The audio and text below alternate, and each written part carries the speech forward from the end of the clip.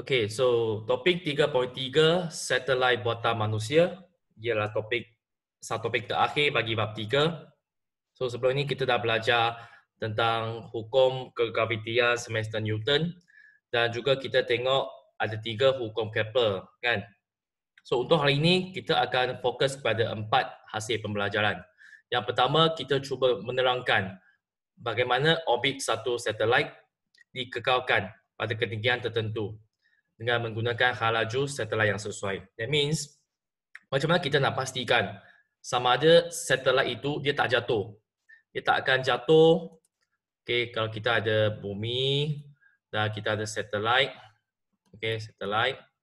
Kita pastikan satelit ini dia dapat kekal. Okay, kekal orbit, mengorbit bumi dan dia tak akan terlalu cepat. Kalau terlalu cepat dia akan terkeluar. Atau dia terlalu lambat, bila terlalu lambat dia akan jatuh ke bumi.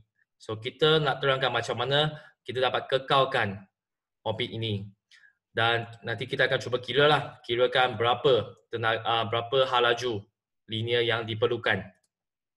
Dan kedua, kita cuba bezakan jenis satelit. Kita ada 2 jenis satelit. Yang pertama adalah Joe Bergun, yang kedua adalah bukan Joe Bergun. Okay. Dan ketiga, kita cuba mengkonsepsikan hal laju lepas. Okay. Hari ini kita akan tengok 2 hal laju. Satu adalah hal laju linear. Satu lagi adalah hal laju lepas. So jangan keliru dengan kedua-dua hal laju. Today we will learn 2 types of velocity. One is linear velocity, another one is the escape velocity.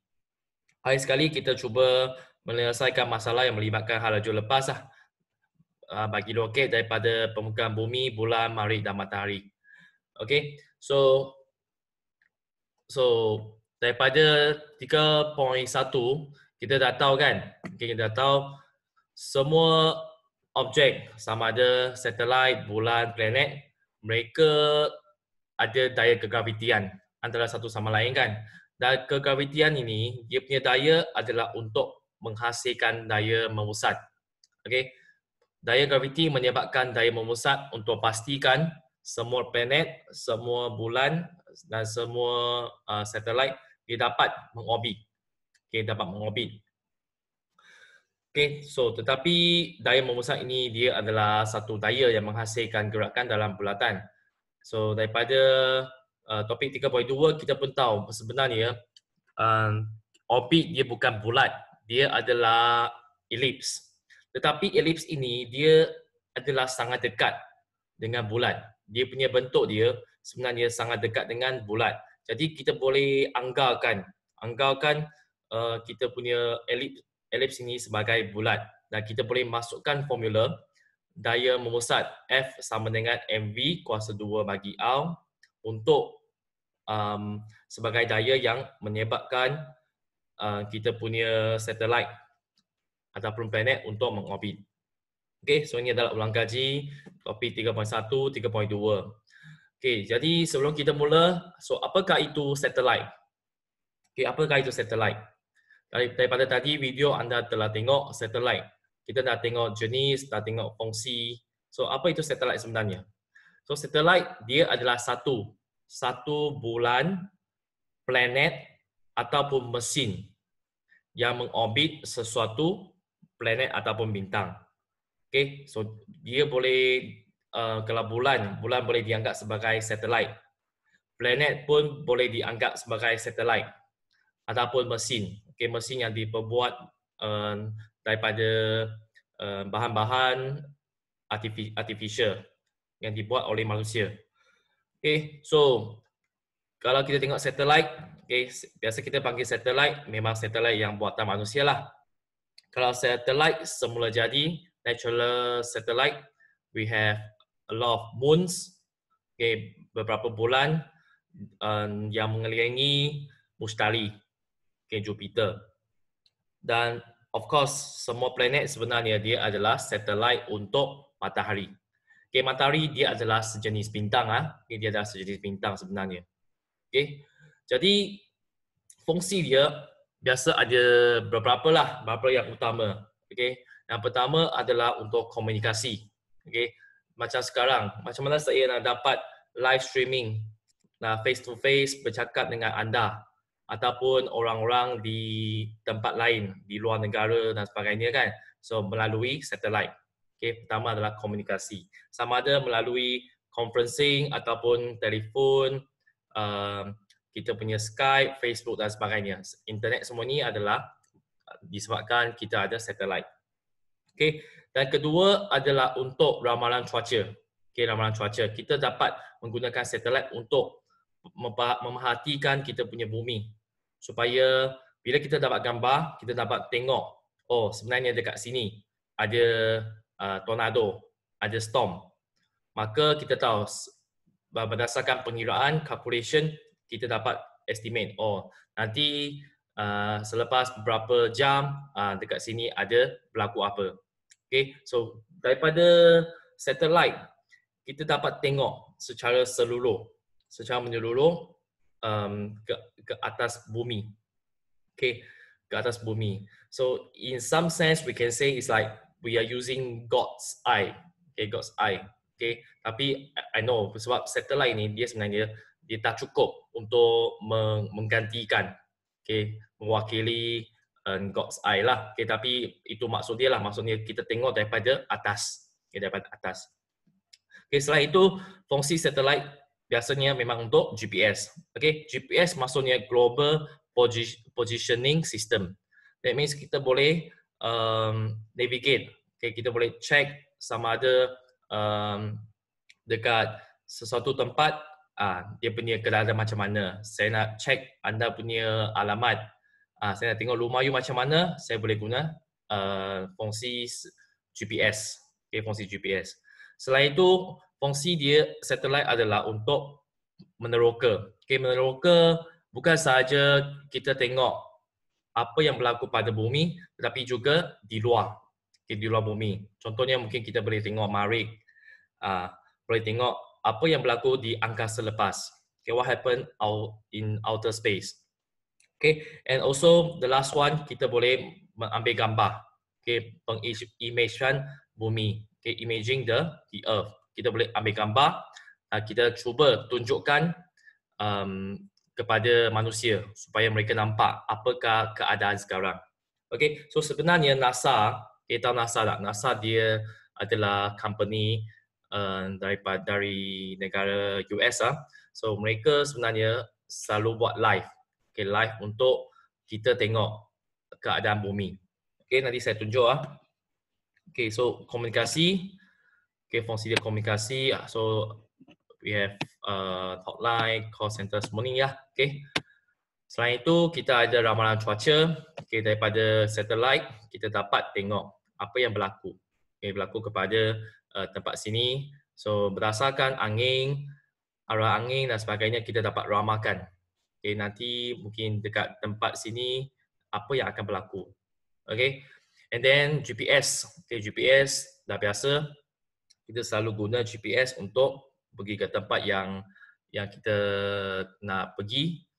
And then pengimagean bumi. So kita dapat ambil gambar bumi dan kita dapat tunjukkan secara grafik kepada manusia. Okay, terakhir sekali ada penerokaan. So satellite ini adalah tujuan untuk meneroka Marikh. Okay, apa yang keadaan terjadi pada Marikh. Okay, so ini adalah fungsi-fungsi satellite. Okay, so we switch the channel. Saya tunjukkan apa ni? Tunjukkan kita punya sekejap kita punya.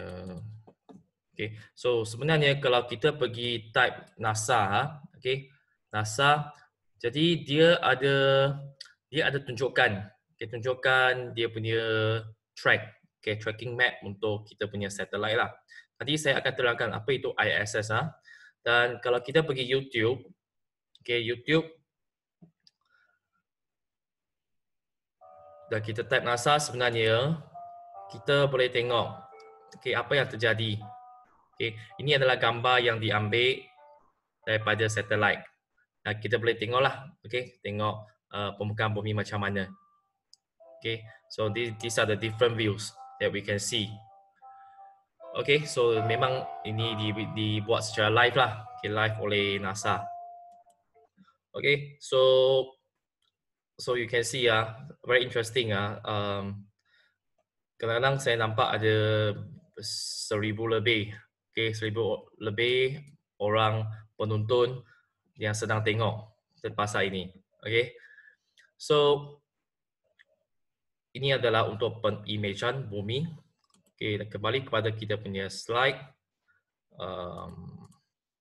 Okay, so berapakah satelit yang telah dilancarkan? Daripada video tadi dia kata lebih kurang 2,000 kan. Okay, sebenarnya bila saya cuba cek maklumat. Okay, ini adalah gambar. Okay, boleh bayangkan tak macam dahsyat kan? Kita punya bumi ini telah dikelilingi oleh banyak sangat satelit. Okay, you can see. So actually what we see the Earth looks nice, right? Tapi kalau kita tengok daripada jauh lagi, okay, banyak sangat satelit sebenarnya dia mengelopongi, okay, mengelilingi kita punya bumi. Okay, so daripada tahun 1957 hingga 2018 sebenarnya ada 8,378 satelit telah dilancarkan. Okay, tetapi untuk yang berfungsi, dia hanya lebih kurang tak sampai 2,000 saja. Not more than 2,000 satellites is working. Working and orbiting around the Earth. Jadi maksudnya ada satelit yang bila mereka dilancarkan, itu adalah kegagalan. Okay, mereka fail. Mungkin akhirnya satelit itu dia jatuh. Okay, ataupun dia telah tidak berguna. So dia dianggap sebagai sampah. Okay, sampah. So biasanya untuk jisim satelit antara 0.1 kg, okay, hingga 1,000 kg. So kalau jisim yang sangat kecil kita panggil picosatelit. Okay, tak sampai 100 gram pun. Okay, memang ringan sampai macam mungkin jisim bagi satu handphone. Okay, so ada yang juga berat sampai melebihi 1,000 kg. Okay, untuk dunia ini satelit yang paling berat, okay, yang dilancarkan, okay, selain daripada ISS nanti saya terangkan apa itu ISS. So satelit yang paling berat adalah lebih kurang 5,000 kg lah. Okay, so bila kita tengok ada banyak satelit kan, tetapi sebenarnya ada banyak sepihan, okay, sepihan objek daripada satelit. That means dia adalah cebi-cebisan. Okay, it's like kalau kita ada satu satelit, okay, satelit ini, okay, satelit dia dibawa oleh roket kan, so dia akan bila dah sampai angkasa lepas, okay, dia akan buka, okay, buka lepas tu satelit keluar. So semua sampah-sampah ini adalah sepihan, okay, sepihan. So anda kena tahu sebab tak ada orang boleh pergi sapu sampah-sampah di luar kan, di luar bumi. So ini adalah gambar, nampak tak? So bila kita tambahkan satelit dengan sampah-sampah, okay, dianggap sampah, so memang penuh sangat lah. Okay, so nampak dia penuh sangat. Dan kita tengok gambar ni, dia adalah contoh sepihan. Okay, memang kita tak mahu guna punya lah, tak mahu guna. Tetapi walaupun sepihan ini dia nampak kecil dan ringan, tapi dia akan menyebabkan ancaman kepada satelit maupun planet. Okay, bayangkan sebab walaupun dia punya jisim kecil, okay, jisim dia kecil, tetapi dia bergerak dengan laju yang sangat tinggi. Okay, laju yang sangat tinggi. That means, kenapa dia dapat bergerak? Sebab, ingat tak, di luar angkasa ni, dia tak ada rintangan udara. Okay, there's no air. So, berdasarkan hukum Newton pertama, okay, so inertia menyebabkan sesuatu objek itu dia akan kekal bergerak. Dia tak akan berhenti sebab tak ada daya yang cuba stopkan dia kan. Jadi apa yang berlaku adalah kalau mereka bergerak tanpa kawalan manusia. Tanpa kawalan manusia. That means kita tak boleh control. Kita tak tahu dia bergerak ke mana, ke sana, ke sini kan. Jadi apa yang berlaku adalah mungkin dia akan terlanggar dengan satelit. Terlanggar dengan satelit. Terlanggar dengan planet. So ini adalah satu risiko, satu masalah apabila kita ada banyak sepihan. Jadi sebenarnya kita perlukan satu cara untuk memantau. We want to observe so that make sure these debris they won't actually cause the problem or collide with the satellite. Nanti kita punya satelit tiba-tiba terlanggar kan. Sebenarnya ada satu cerita lah. Cerita yang berkaitan dengan pengalaman. Pengalaman dikongsi oleh seorang astronaut, angkasawan. So video dia sebenarnya saya telah upload dekat Google Classroom. Nama dia adalah panggil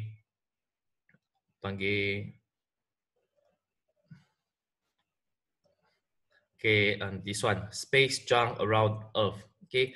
Kalau ada masa anda boleh bukalah. Dia akan terangkan apa dia punya pengalaman apabila dia cuba bekerja di luar angkasa.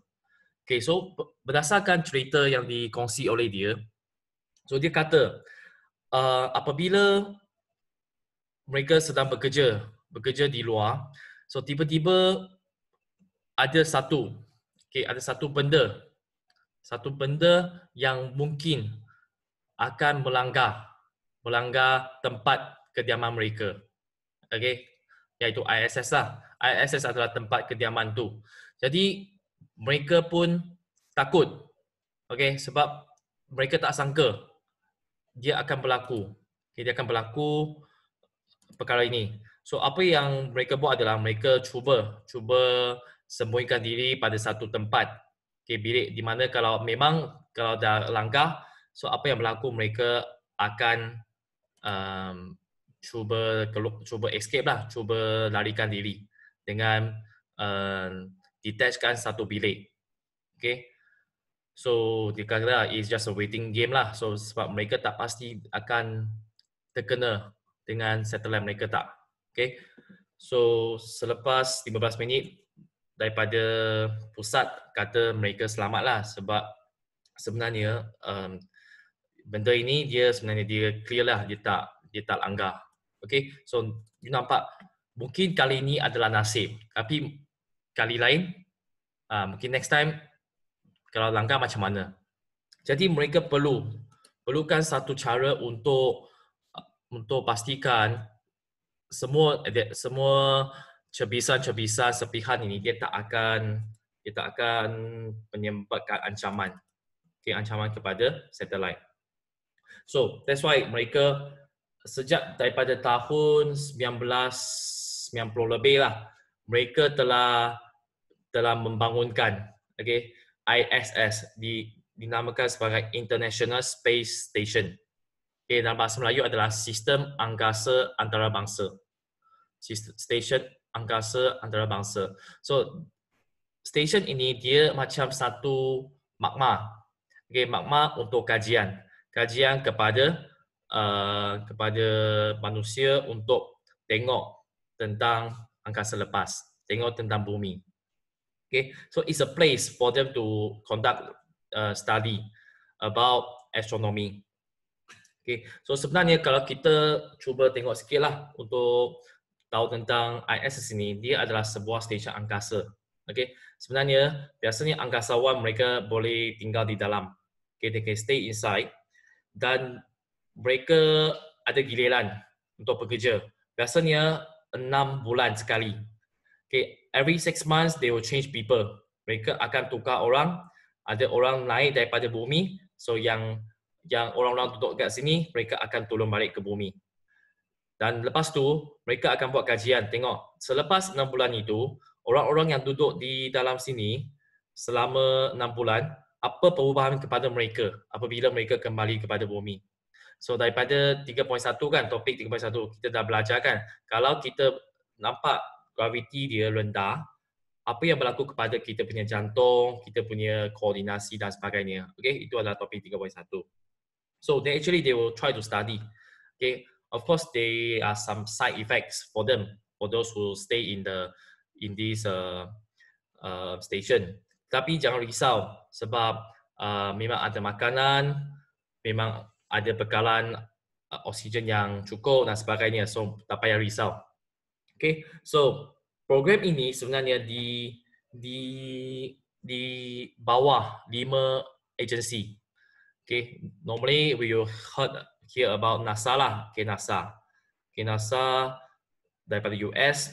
Selain itu, kita ada kerjasama daripada Roscosmos, Russia. Okay, JAXA daripada Japan.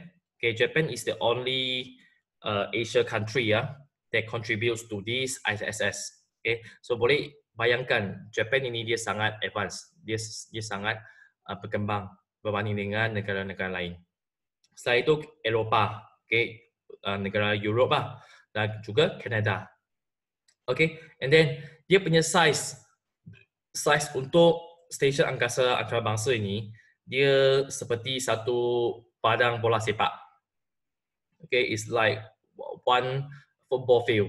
Okay, football field. So sebenarnya mula-mula dia bukan terus melancarkan satu stesen yang besar ni, tak. Dia melancarkan bahagian dengan bahagian per bahagian. That means mungkin pertama mereka melancarkan satu dulu, okay, yang utama, yang badan ini. Mungkin lepas tu mereka lancarkan apa lagi. Okay, mereka akan tambah selama lebih daripada 10 tahun. In 10 years, more than 10 years, they actually try to add more things. Okay, contohnya mungkin tahun 1997, NASA dia dah lancarkan satu benda dulu. Kemudian Russia dia tambah lagi, dan kemudian Japan dia tambah lagi, macam tu. So video-video yang berkaitan dengan pembinaan ISS ini, saya pun telah upload dalam Google Classroom. Okay, saya sebenarnya pergi cari banyak video. So boleh tengoklah how does the International Space Station work. Okay, sebenarnya kalau kita cuba tengok secara draft,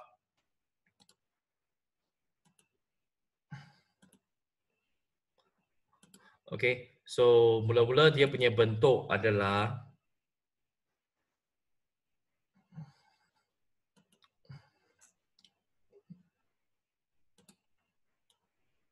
okay, dia punya bentuk ada macam ini, okay, kecil saja.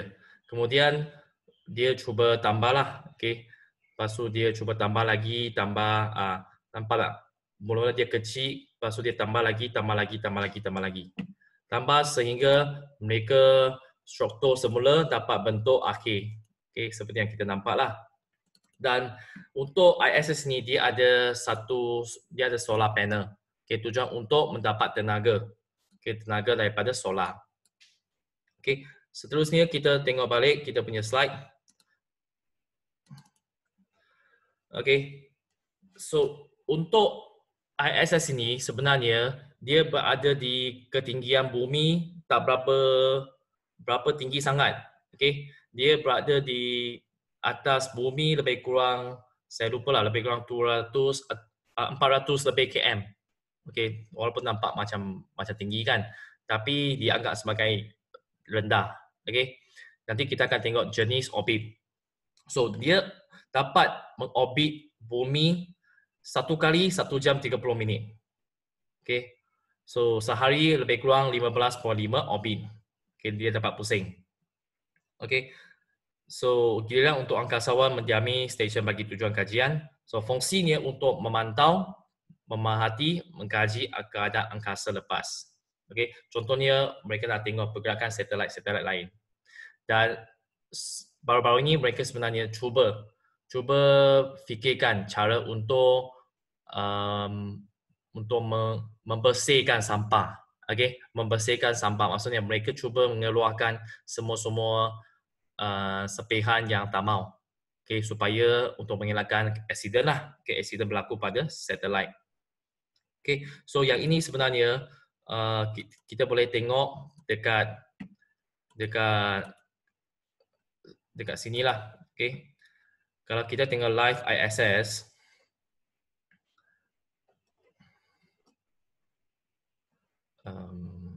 okay. So sebenarnya sini ada soalan-soalan lah. Sebenarnya kita boleh tengok ISS sebenarnya. Kita boleh tengok dia dengan mata kasar. Okay. Tapi kita perlu tahu dia punya kedudukan dan sebagainya lah. Contohnya sekarang kita punya ISS dekat mana? Okay, dekat sini kan, nampak tak? Okay, so sini adalah mana? Okay, kalau kita tengok world map, sini adalah mana? So kalau kita tengok kepada world map, okay, lebih kurang dia berada di sini kan. Okay, sini adalah lebih kurang dekat Australia. Okay, dekat sini.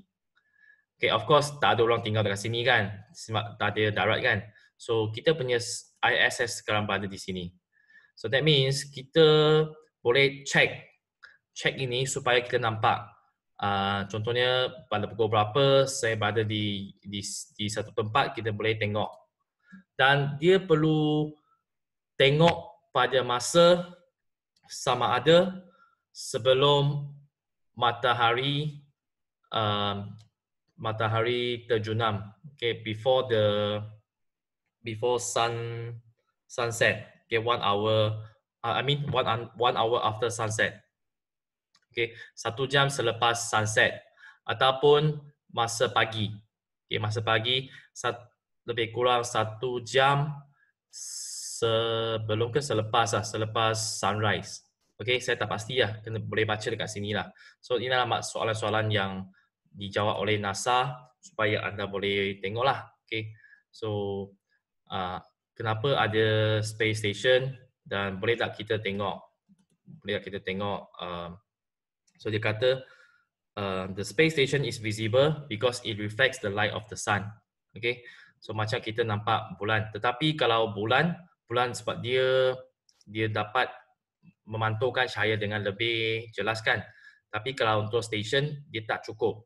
So kita boleh hanya tengok pada pagi ataupun 1 jam selepas matahari terjunam lah. Okay, so kita perlu tengok dia punya position mana dan sebagainya lah. Okay, dan saya tak nak bincang banyak sangat lah sebab ini adalah untuk minat. Kalau anda memang nak cuba tengok, perlu study lah. Okay, perlu study. Okay, so kita kembali kepada slide kita.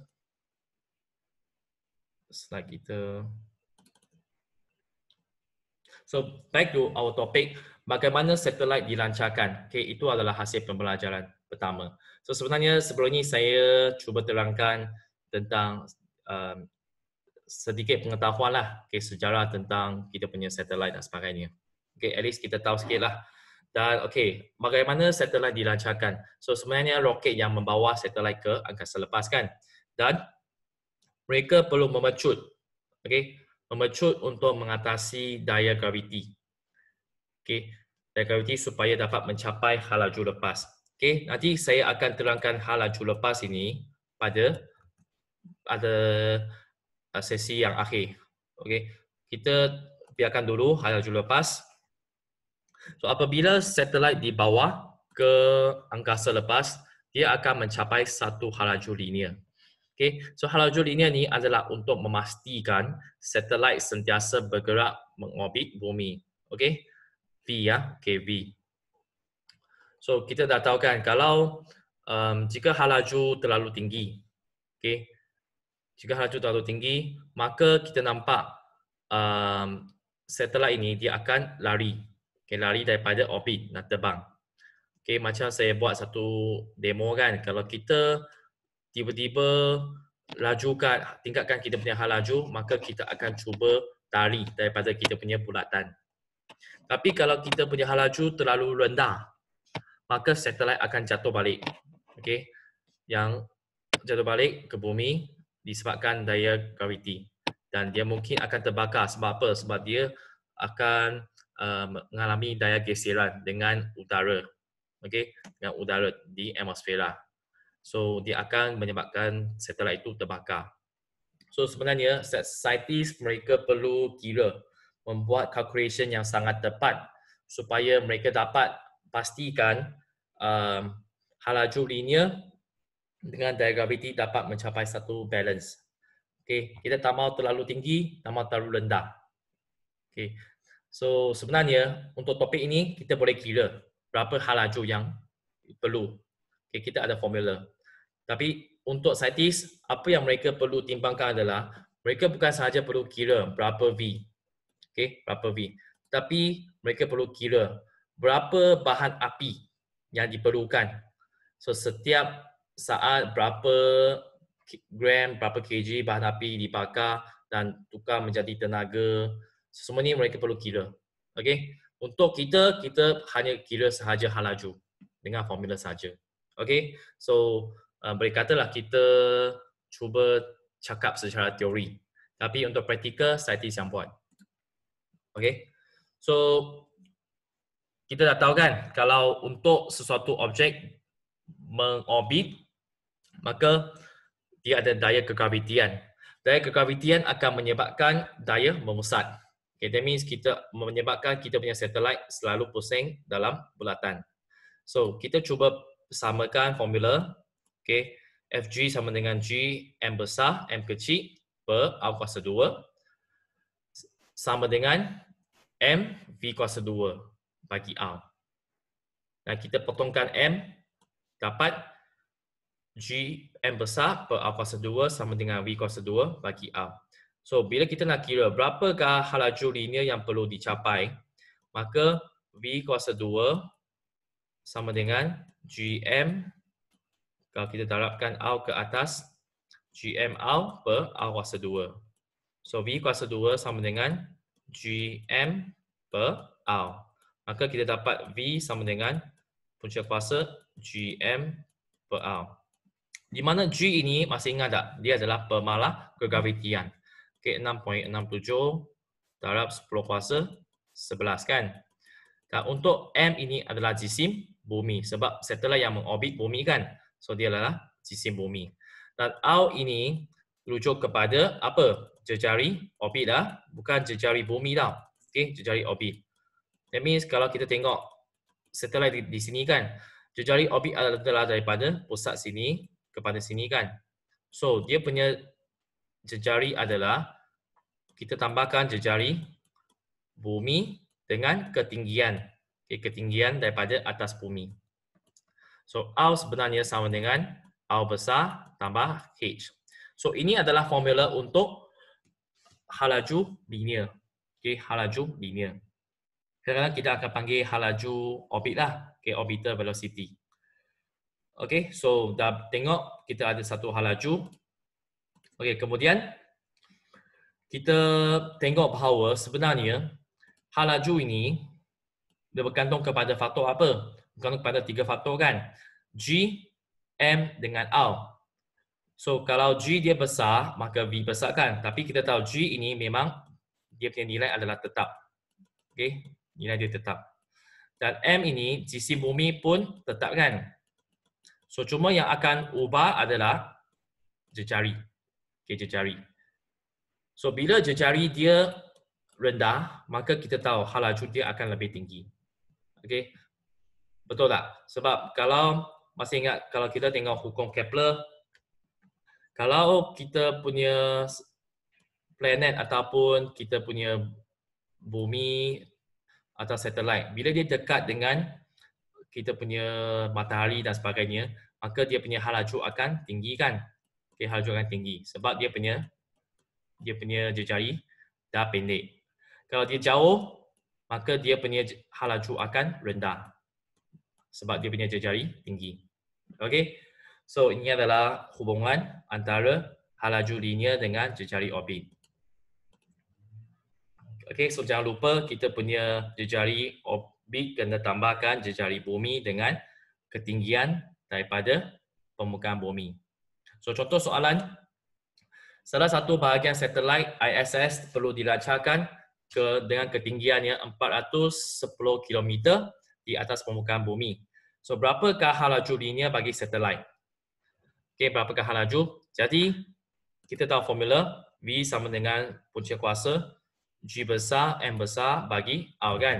Dan R ini kita kena tambahkan jejari bumi dan juga ketinggian. Okey, so yang R ini kita ada 6.37 darab 10 kuasa 6 kan. Tambah lagi ketinggian dia tukar kepada meter 4.1 darab 10 kuasa 5 meter. Okey, so ini adalah jejari orbit. Okey, dah masukkan nilai G dengan M, tekan kalkulator, kita akan dapat jawapan. Okey, jawapan. So hal laju dia lebih kurang dapat 7,663.64 meter per saat. Okay, which is very fast, right? Satu saat dia dapat berjalan lebih kurang 7 km. Okay, 7.6 km. Okay, which is very fast. Okay, so bayangkan dia perlukan beberapa bahan api untuk melancarkan satelit tersebut. Okay, so inilah satu contoh untuk formula V sama dengan punca kuasa 2 GM per hour. Okey, seterusnya kita tengok kepada jenis satelit. Okey, ada dua jenis satelit. Pertama kita panggil Geopegun. Kedua bukan Geopegun. Kalau kita tengok perkataan Geo, okey, anda belajar geografi kan dalam PT3. Geo ini maksudnya bumi. Okey, Geo maksudnya bumi. Dan Pegun maksudnya tidak bergerak. Jadi satelit Geopegun ini maksudnya dia punya satelit sentiasa berada di kedudukan geografi yang sama di permukaan bumi. Maksudnya, kalau kita ada bumi kat sini, okay, kita labelkan satu tempat X. Okay, dan kita ada satelit. Okay, satelit. So, bila bumi dia berputar kan, berputar. Contoh kalau dia selepas berputar ke sini, maka kita punya satelit dia akan berada di sini. Okey, kalau dia berputar di sini, okey, kalau dia pusing sampai ke sini, maka kita punya satelit akan pusing sampai di sini. Nampak tak? Sebab dia punya kedudukan selalunya sama dengan permukaan bumi. Okey, that's why dia akan pusing. Okey, pusing dengan masa yang sama dengan bumi. Jadi dia punya tempoh satu kali lebih kurang 24 jam. Okey, 24 jam. So dia punya arah mesti sama dengan arah putaran bumi. Daripada barat kepada timur. From west to east. Okay, from west to east. Okay, so ini adalah Geopegun. Okay, that means dia static. Okay, dia static. Dia dapat follow bumi untuk bergerak. Okay, tapi untuk bukan Geopegun, dia punya satelit. Okay, biasanya kita ada satu orbit. Okay, satu orbit kita panggil Geopegun lah. Okay, Geopegun. Okey, Geopegun. Dan satelit-satelit untuk bukan Geopegun mungkin dia berada di bawah. Maksudnya lebih pendek ataupun lebih tinggi daripada orbit bumi Geopegun. So untuk satelit Geopegun, okey, contohnya ini kan. So untuk bukan Geopegun mungkin dia berada di sini. Okey, pada sini ataupun berada di sini. Okey. Jadi dia berada di atas kedudukan geografi yang berubah-ubah di permukaan bumi. Dia tak ikut bumi. Okay, dia dapat pusing sendiri. Ada yang mungkin pusing macam ISS kan. ISS dia pusing 15.5 kali sehari. So dia punya tempoh 1.5 jam kan lebih kurang. Tapi kalau untuk yang tinggi mungkin dia ambil masa lebih lama lah. Lebih daripada 1 hari. Okey, so ini adalah beza antara satelit Geopegun dan bukan Geopegun. Dan lepas tu kita tengok kepada jenis orbit lah. Biasanya kita fokus pada empat nama untuk jenis orbit. Okey, pertama adalah LEO. Okey, LEO, LEO. Kedua adalah MEO. Ketiga adalah HEO. LEO, MEO, HEO. Okey, so LEO adalah low Earth orbit. Low Earth orbit. Okay, low Earth orbit. So, low Earth orbit, dia punya ketinggian daripada bumi lebih kurang 850 km. Okay, so kita punya ISS adalah sejenis satelit yang mengelilingi pada LEO. So tujuan dia untuk ramalan cuaca seperti kita tengok berapa dia punya hasil hujan, okay, musim hujan, rainfall, dan kita dapat komunikasi data, okay, komunikasi data. Dan untuk MIO, okay, MIO dia punya kedudukan lebih kurang 20,000 km, okay, 20,000 km. So tujuan dia lebih kurang untuk GPS. Okay, untuk GPS. So biasanya untuk MIO ini dia ada letak lebih kurang kalau untuk GPS lah, dia lebih kurang letak 12 GPS. Okay, satellite GPS. Supaya dapat coverkan semua tempat di bumi. Okay, semua tempat di bumi. And then untuk HEO, high elliptical orbit, maka dia punya tujuan untuk ramalan cuaca, komunikasi, pengimajan bumi. Jadi sebenarnya kita punya JO, okay, iaitu JO Pegun, setelah JO Pegun, dia ada di kedudukan high orbit, okay, high earth orbit. Okay, tujuan dia biasa untuk telekomunikasi dan pemerhatian bumi lah. Okay, itu adalah JO. So JO adalah sejenis daripada HEO. Okay, HEO. Tapi ini tak ada dalam buku teks lah. Ini adalah extra knowledge lah untuk anda. Okay, dan apa yang kita nak fokus adalah okay, persamaan dan perbezaan antara satelit JO Pegun dan bukan JO Pegun.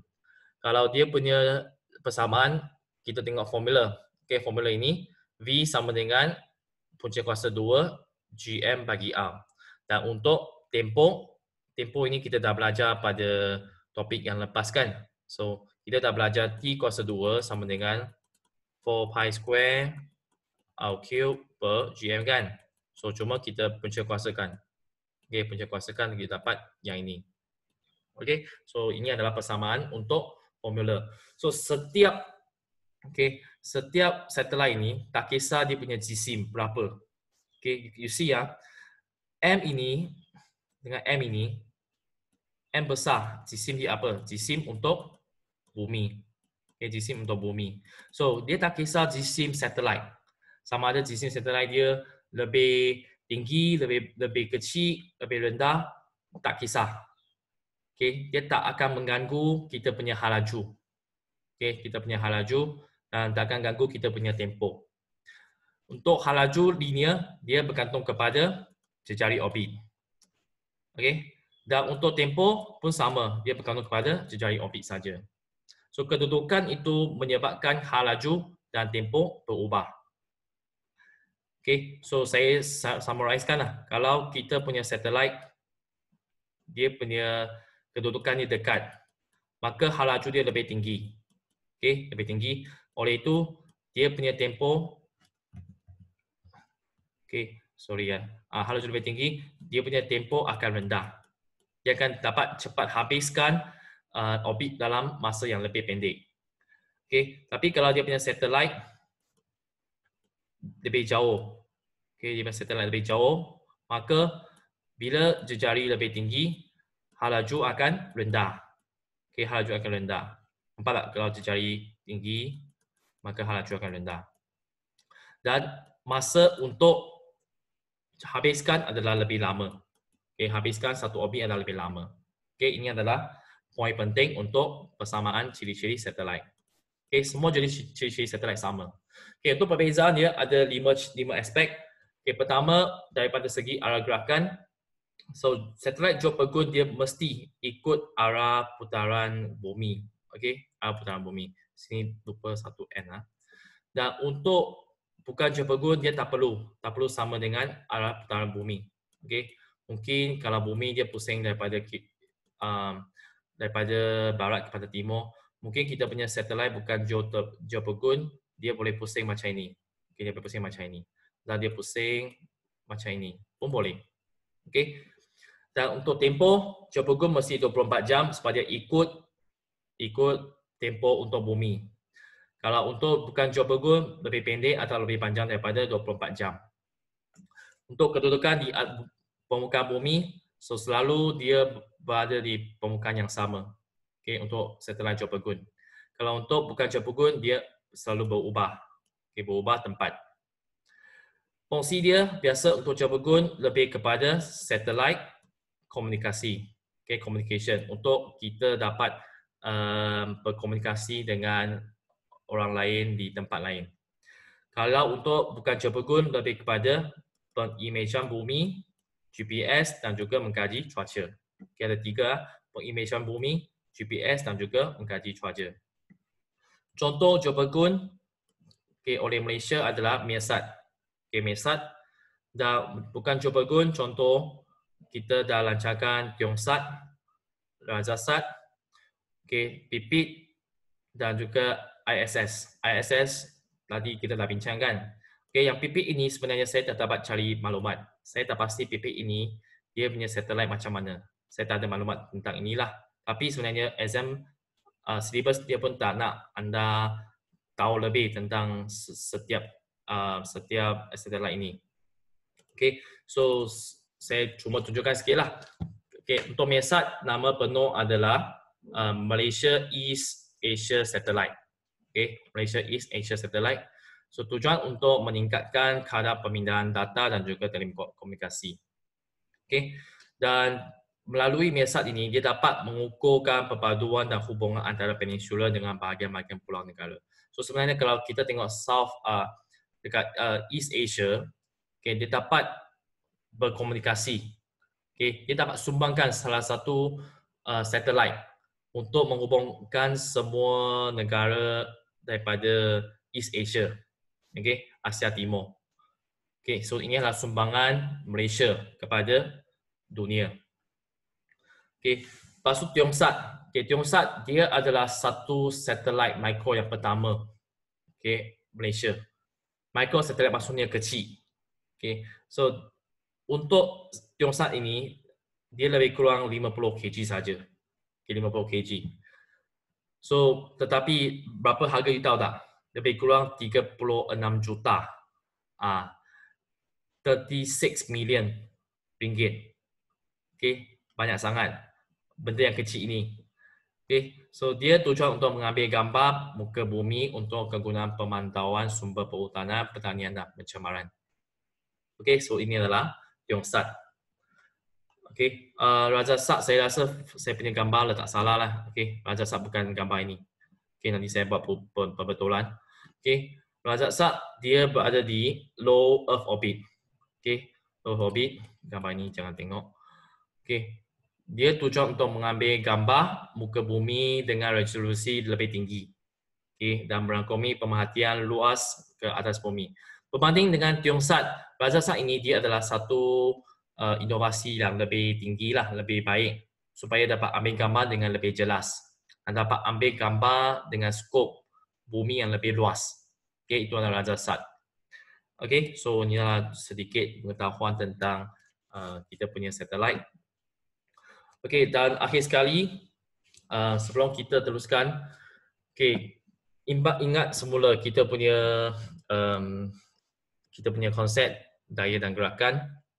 Okay, kalau seorang pelajar membaling bola ke atas supaya bola dapat mencapai ketinggian 10 meter, berapakah laju awal bola tersebut? Okay, ini adalah topik daripada ulang kaji semalam kan, okay, tentang daya graviti dan juga berat. So, ada dua cara untuk selesaikan. Cara pertama adalah kalau kita cuba lukis, kita ada ketinggian S adalah 10 meter dan V adalah 0 meter besar. Kenapa 0 meter besar? Sebab bila ketinggian dia maksimum, ketinggian maksimum, maka dia punya laju akan kosong. Dia akan berhenti di atas seketika, lepas tu turun balik. Dan kita nak cari berapakah laju bola yang perlu kita berikan supaya dia dapat mencapai 10 meter. So, cara pertama adalah menggunakan formula untuk gerakan linear. Okay, V kuasa 2 sama dengan U kuasa 2 tambah 2AS. Okay, so 0 kuasa 2 sama dengan U kuasa 2 tambah 2. Okay, A adalah percutan graviti di mana kita letak negatif 10 lah. Negatif 10. Okay, sebab percutan graviti dia bertindak ke bawah kan. So, A sama dengan negatif 10. Dan kita punya laju adalah positif ke atas. So, dengan masukkan nilai, kita dapat formula dan jawapan dia lebih kurang 14.14 meter per saat. Maksudnya kita perlu berikan bola dengan halaju awal 14.14 meter per second so that it can achieve 10 meter high. Okay, 10 meter high. Ini adalah cara pertama yang telah kita belajar dalam bab 2. Okay, untuk cara kedua, walaupun kita akan belajar dalam topik bagi tahun depan, tapi sebenarnya kalau ikut you punya pengetahuan daripada P3, kita tahu bila kita baling bola ke atas, maka kita ada perubahan tenaga. Tenaga kinetik akan tukar kepada tenaga keupayaan graviti. Okey. Ini adalah daripada topik PT3. Dan kita nak carikan, okey, formula untuk tenaga kinetik adalah 1/2 mv kuasa 2. Dan formula untuk tenaga keupayaan graviti adalah mgh. Dan of course kita boleh potongkan jisim, okay, m dengan m sebab jisimnya sama. Dan kita boleh cuba kirakan berapakah halaju yang diperlukan untuk membaling bola. So V kuasa 2 sama dengan 2GH kan. So 2 darab 10 darab 10. So kita dapat halaju adalah 14.14 meter per saat. So sama dengan cara pertama kan. So sekarang kita nak cuba tengok kepada konsep halaju lepas. Okay, halaju lepas adalah halaju di mana berapa halaju minimum yang perlu saya berikan kepada satelit supaya dia dapat mencapai ketinggian yang sangat tinggi. Okay, keluar daripada permukaan bumi dan dapat mencapai ketinggian yang sebegini. Okay, so anda kena tahu bahawa kalau kita tengok untuk soalan-soalan macam ni, kita akan ambil G adalah negatif 10 kan. Okay, A adalah negatif 10 kan dan G adalah 10 kan. Dan kalau untuk objek yang beredar jauh daripada permukaan bumi, kita tahu pecutan graviti akan semakin berkurang. Okay, pecutan graviti semakin berkurang. Sebab apa? Sebab daya kegravitian dia semakin kurang apabila jarak dia sangat jauh. Okay, so jauh sampai dia punya daya kegravitian akan ubah. Okay, kalau anda masih ingat formula Fg sama dengan G M1 M2 bagi A kuasa 2 kan. Okay, dan kalau kita tahu Fg sama dengan Mg kan. Okay, dan kalau kita jadikan M1 adalah M, M2 adalah jisim bumi, Mg sama dengan G M bagi A kuasa 2 kan. Dan bila kita potongkan M, kita dapat pecutan graviti adalah Gm bagi A kuasa 2. Okey, so nampak tak kalau kita punya jejari ataupun kita punya ketinggian semakin besar, okey, sampai nombor dia sangat besar kan? Sangat besar. Maka kita punya pecutan graviti akan berkurang. Okey, akan berkurang, akan berubah sikit. Okey, berubah sikit.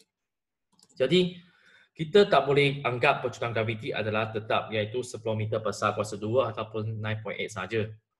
Kita perlukan tentu semula pecutan graviti baru. So salah satu cara sebenarnya kita boleh mengaplikasikan pertukaran tenaga. Okay, so iaitu kita tahu kita perlukan tenaga kinetik untuk melancarkan kita punya satelit supaya dapat mengatasi tenaga keupayaan graviti.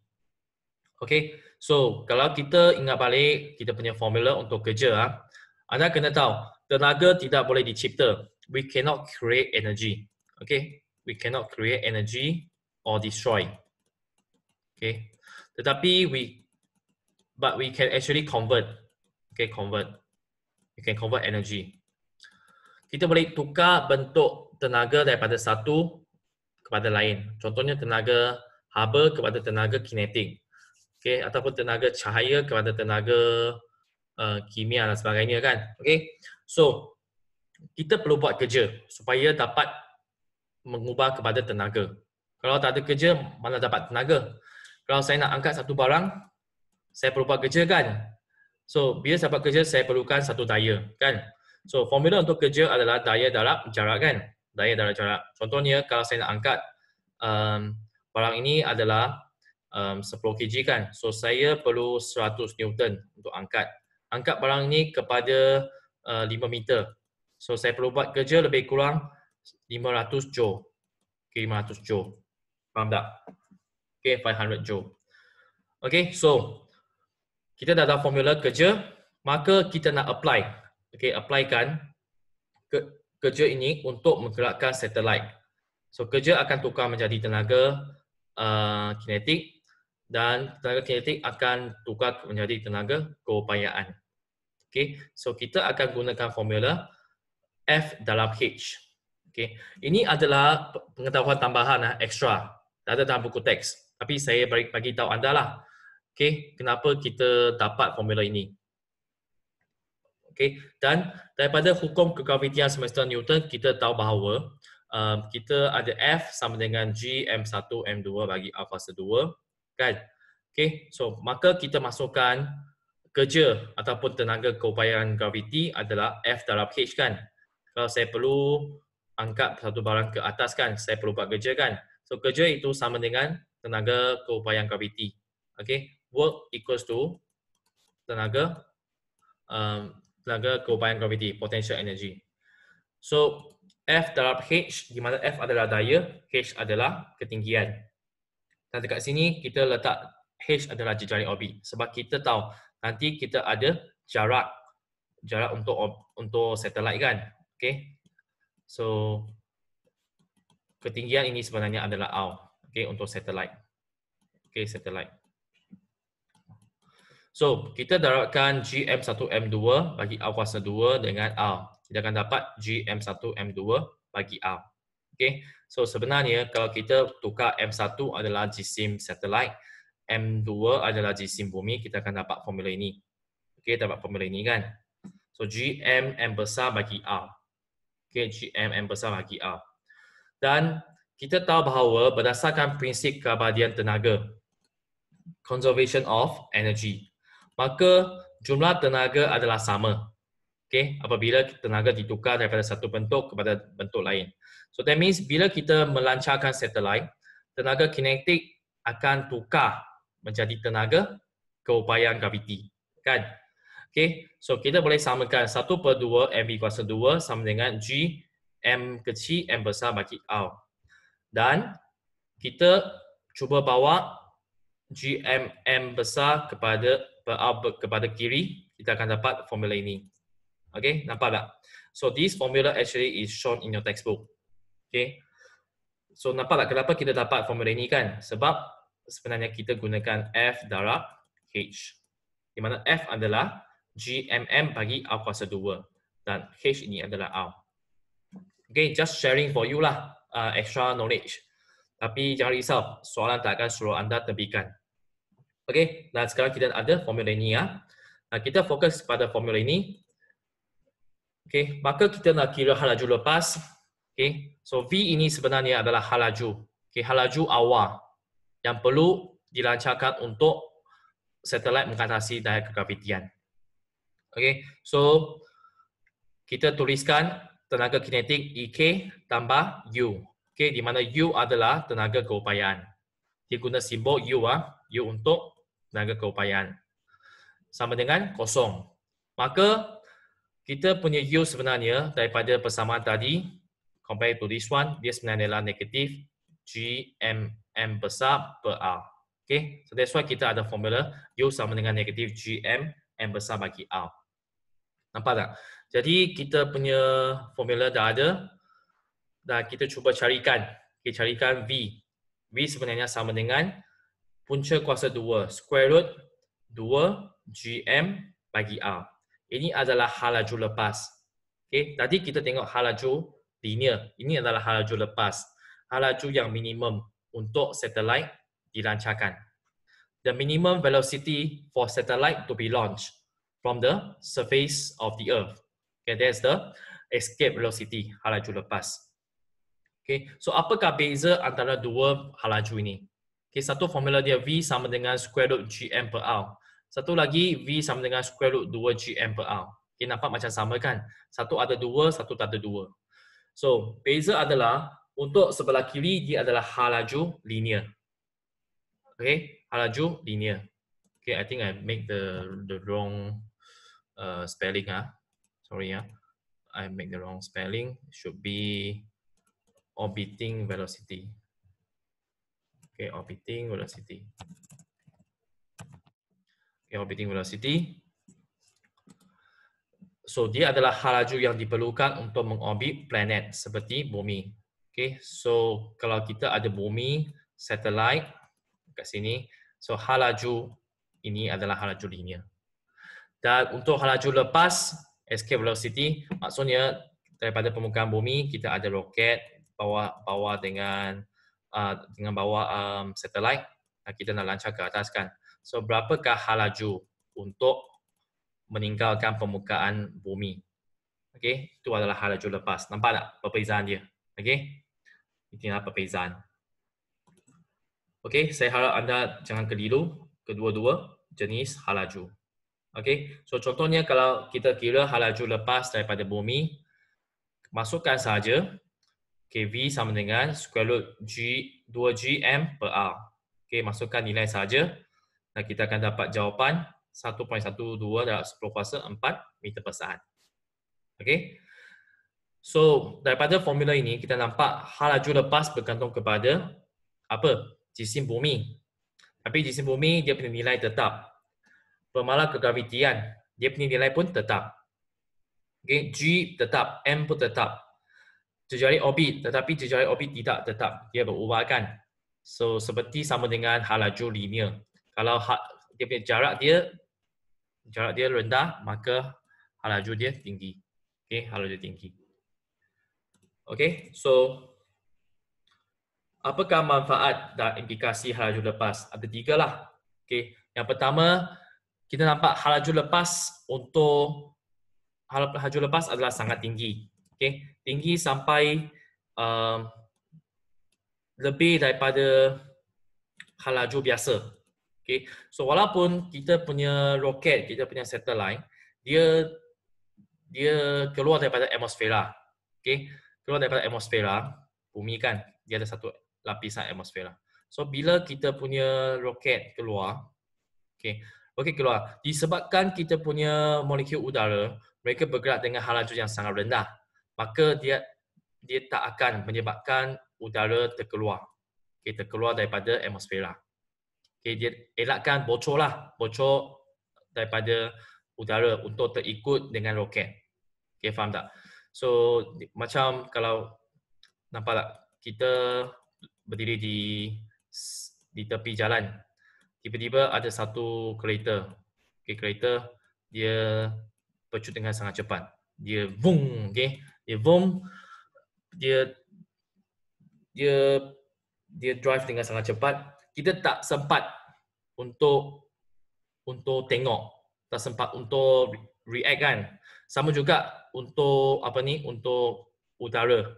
Molekul udara ni dia tak sempat untuk react sebab halaju lepas bagi satelit sangat tinggi. So dia dapat mengekalkan lapisan atmosfera. Dia tak ada udara akan keluar daripada bumi. Okey, ini adalah pertama. Dan kedua, sedangkan kita tengok dia punya halaju lepas sangat tinggi, maka kapal terbang lain. Kapal terbang lain. So sebenarnya biasa kapal terbang dia, kalau kita mau kapal terbang lari daripada bumi, keluar daripada bumi, kita perlu halaju yang tinggi. So kapal terbang ni dia biasanya dia punya halaju tak tinggi. Tak tinggi sangat. Dia lebih kurang berapa ribu meter per saat. 1000 meter per saat lebih kurang lah.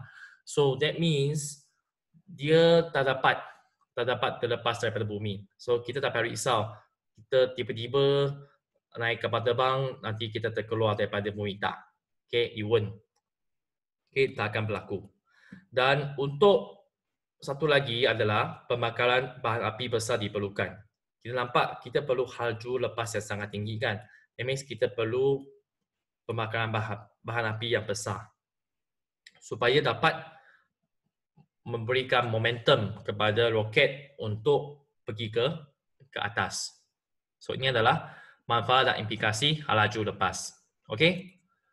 So buku teks 109 satu aktiviti, kalau kita cuba mengira halaju planet lain dengan menggunakan formula ini, okay, saya tunjukkan jawapan sajalah. Kita masukkan saja G 6.67 adalah 10 kuasa negatif 11, jisim jura, jisim marik, jisim mustari, dan juga masukkan jari, kita akan dapat nilai macam ni lah. Okay. So nampak tak? Kalau halaju untuk marik, halaju lepas untuk marik 5,000. Kalau untuk mustari 60,000, sangat tinggi. Okay. Ini cuma aktiviti lah. So itu sahaja daripada topik untuk 3.3. Okay, ada soalan tak? Okay, any question?